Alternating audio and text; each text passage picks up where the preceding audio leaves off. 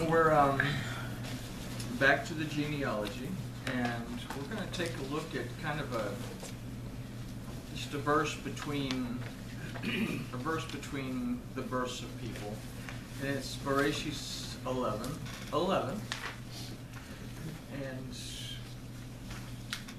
we often find meaning in the strangest places and what we consider the most irrelevant verses.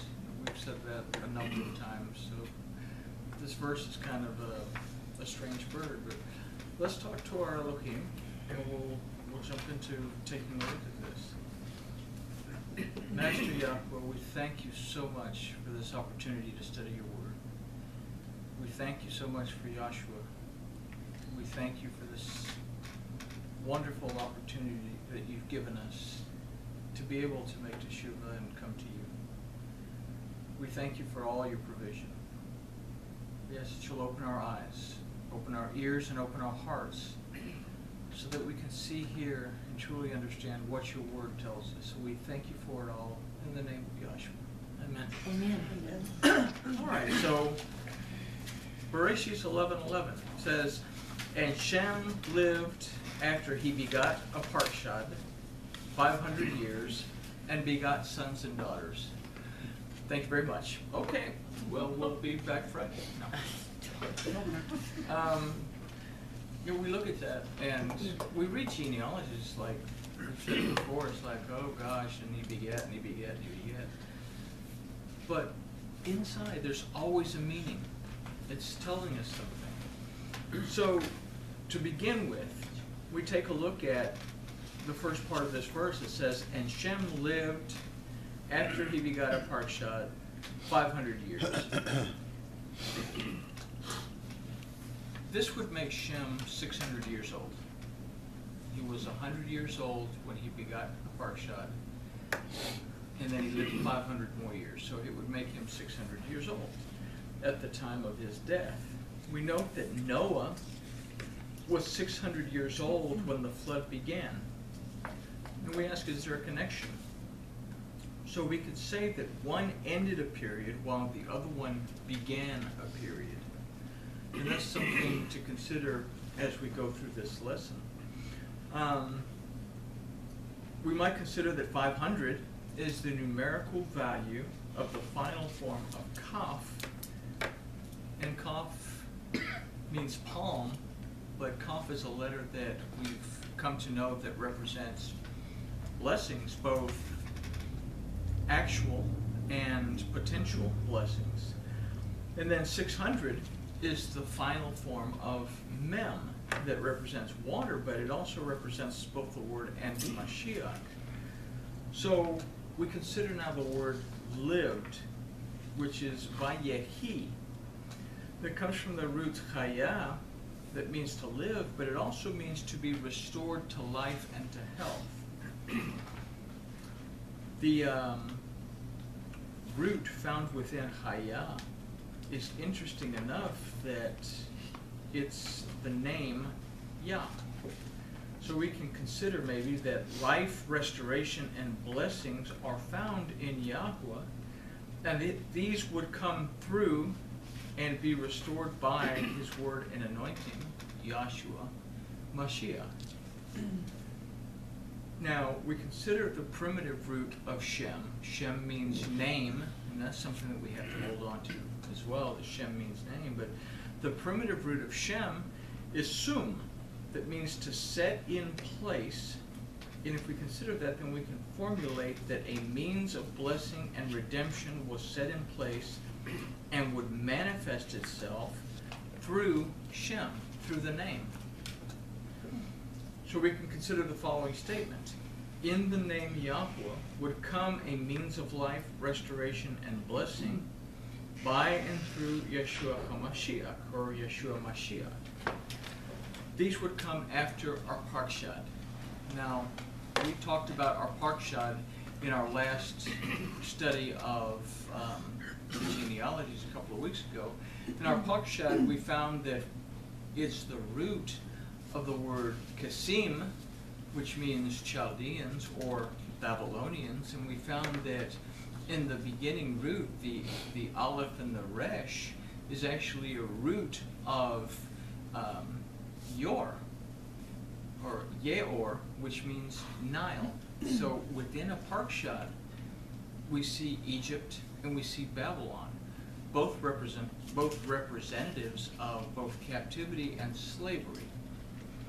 And this is something that we have to keep in mind as we consider what we're going to consider in this study.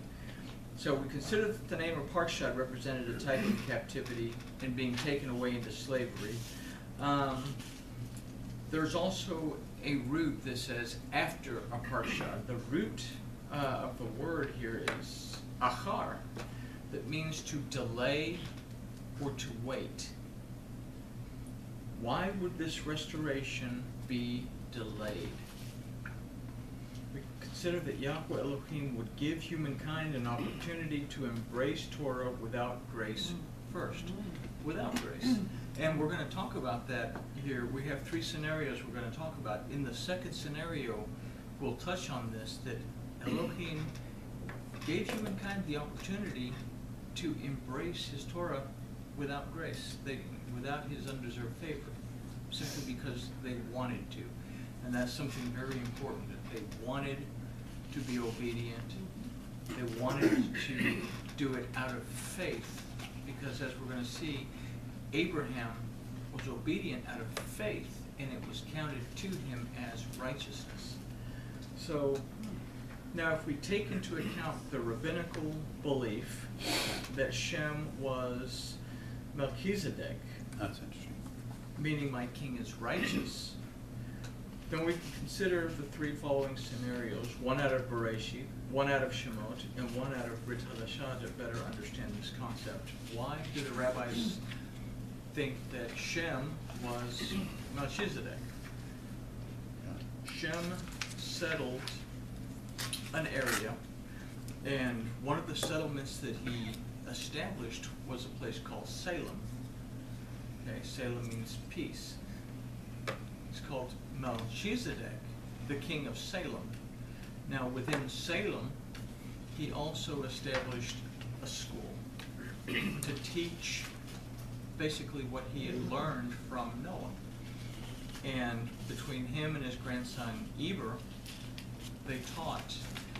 And if we look at the genealogies, and I hope to have it finished where I can bring the graph that shows how everything overlaps, Abram would have been alive to study under Shem.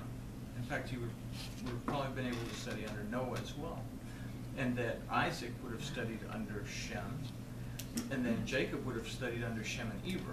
So the rabbis say that Melchizedek was Shem, as opposed to the Christian point of view that says that Melchizedek was the pre-incarnate Yahshua, which for various reasons, it's not really something that we'll go into, but it can't really be. And anyway. So it might be more of a name of role or title? Well, here's something about Melchizedek, because something we don't recognize. Melchizedek is two words. Melchi, which means my king. Zedek is righteous. Zedek is righteous. This is a title. Melchizedek is a title. It's not a name. So Yahshua could be Melchizedek.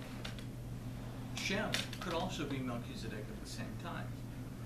We have an order of the priesthood of Melchizedek, which we'll talk about in the body of this study. But it's very important that you understand that this is not a name. This is a title of a person. Somebody takes on this title. And if you read in Hebrews chapter my 7. king, and what was the second name? Yeah, what was Righteous. Righteousness. That's right. In Hebrews 7, Paul goes on to talk about it. And in fact, we're going to take a look at Psalms 110 as well, because you all have a copy of Psalm 110. but both of these say that in the manner of, or in the order of Melchizedek. It doesn't say that Yahshua was Melchizedek. It says in the order of, or in the manner of, or someone like Melchizedek. But anyway, let's take a look at this first scenario. It takes place after the rescue of Lot by Abram. And Abram's meeting with Melchizedek, and it said Bereshit 14, 16 through 24, and it says, "And he brought back all the goods, and also brought back his brother Lot and his goods, and the women also, and the people. And the king of Sodom went out to meet him after his return from the slaughter of Chedorlaomer, and the kings that were with him, in the valley of Shaveh. The same is the king's valley. And Melchizedek, king of Salem, brought forth bread and wine, and he was priest of El Elyon, or Elohim the Most High, is what El Elyon means.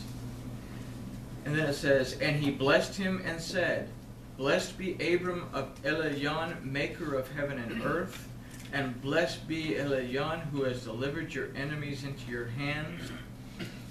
And then it says he gave him a tenth of all. And, okay, well, did Abraham give Melchizedek a tenth, or did Melchizedek give Abraham a tenth? Unfortunately, this is cleared up in Hebrews. We find that it was Abram that gave to Melchizedek a tenth of the spoils. And then the king of Sodom said unto Abram, Give me the persons and take the goods to yourself. And Abram said to the king of Sodom, I have lifted up my hand unto Yahweh, El Elyon, maker of heaven and earth, and I will not take a thread nor a shoe latchet, nor anything that is yours, lest you should say, I have made Abram rich. He was honoring Elohim, giving the glory to Elohim. He said, I don't want your stuff. The glory for this belongs to Elohim. I've given my tenth to the priest, and I don't want anything else. But then he goes on to say something really, this is a true leader. Save only that which the young men have eaten, and the portion of the men that went with me, Aner, Eshcol, and Mamre, let them take their portion. Because I want to take care of the people that helped me. I'm going to give them from all this to them, so that they'll have something for their troubles. But as for me, I'm not taking anything. Elohim deserves the glory. This is an example of living righteously before Yahweh Elohim, giving Elohim the credit for accomplishment, and remaining humble. I have lifted up my hand unto Yahweh El Elyon, maker of heaven and earth. But note that he has broken bread with, and has had wine with, Melchizedek. My king is righteous, and has received a blessing. Abram refuses to keep anything for himself. He gives a tenth portion of the spoil to Melchizedek, and then asks only that his servants be given their portion. He has accepted the blessing and the restoration that has come from Yahweh Elohim. And this is the priesthood of Melchizedek, that out of obedience, out of faith, we receive from our Elohim, and we honor our Elohim back. We understand that restoration, redemption, renewal comes from Elohim. It doesn't require anything else on our part. It doesn't require the sacrifice of animals, which is what we'll talk about in our next scenario, which begins in Shemot 19, 5 through 8. The people have gathered together. Moses has been speaking to Elohim, and this is how this scenario begins to unfold. Elohim is talking to Moses. It says, Now therefore, if you will hearken unto my voice indeed, and keep my covenant, then you shall be my own treasure from among all the people, for all the earth is mine. And you shall be unto me a kingdom of priests, and a people set apart to me. These are the words which you will speak to the children of Israel. What is he saying here? He's saying, I'm going to give you some basic rules. If you'll just follow these basic rules, then you'll be a people set apart to me. You'll be a special treasure to me, and you will be the light to the nations. You'll go out to the nations and minister to the nations. You don't need grace for this. All you have to do is accept it and have faith that you and I have a relationship. Okay? This is the same covenant that he had with Abram, and he wants to follow this covenant forward. And Moses came and called for the elders of the people, and set before them all these words which Yahweh had commanded him. And all the people answered together and said, all that Yahweh has spoken we will do. And Moses reported the words of the people unto Yahweh. He said, look, he's going to give you some rules. If you do them, you're going to be a special treasure. You'll be a people set apart to him. He'll make you ministers and teachers to the world. All you have to do is walk with him in faith and be obedient to these very simple rules that he's going to give you. And they say, oh, okay, we'll do that. But from this point, we read about the people gathering at the foot of Sinai to hear the voice of Yahweh. Within this, in Shemot 20, we read about the Ten Commandments spoken to the people directly by Yahweh. But we also read about the people being too distracted to pay attention to where they tell Moses, at Shemot 20, 14 through 16, it begins to unfold like this. And all the people perceived the thundering and the lightning and the voice of the shofar and the mountain smoking.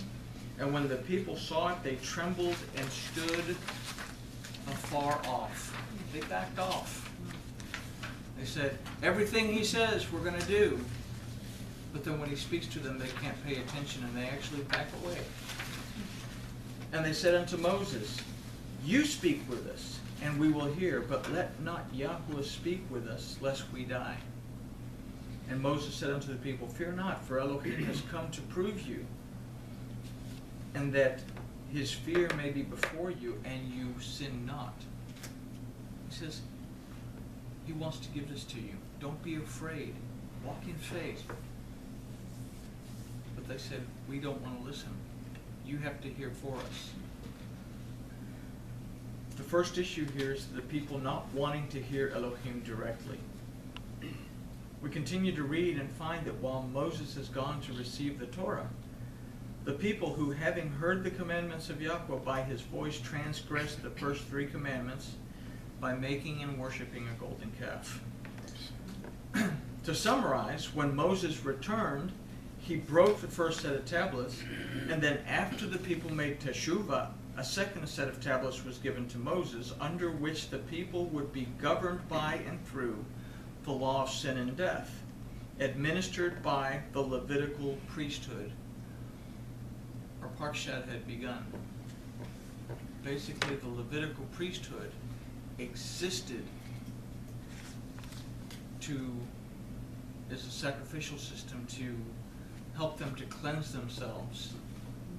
That they now it wasn't simply to have faith and be obedient. Now, either you are obedient or you will be put to death.